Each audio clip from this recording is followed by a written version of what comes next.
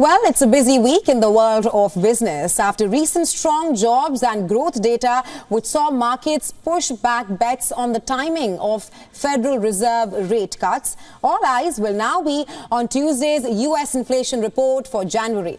Any signs that price pressures are rebounding could push rate cut bets even further into the future. Economists are expecting an annual price increase of 2.9%. Underlying inflation is seen increasing 3.8% from a year earlier. Earnings season continues this week ahead of the S&P 500 closed above 5,000 for the first time on Friday, and Nasdaq briefly traded above 16,000, which strengthened the chip stocks, including Nvidia. The UK is to release what will be closely watched jobs, inflation and growth data in the coming week as investors try to determine the timing of the Bank of England's first rate cut.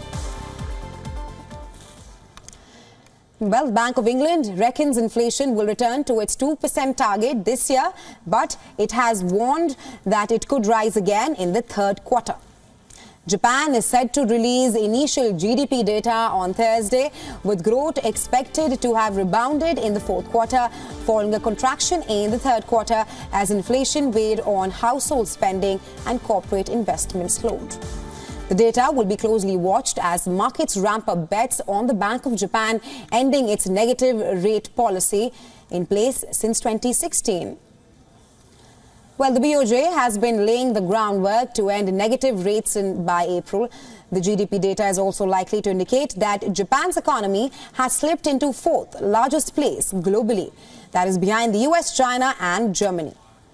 The Reserve Bank of India, in its Monetary Policy Committee meeting held last week, maintained its 5.4% inflation prediction for financial year 2024.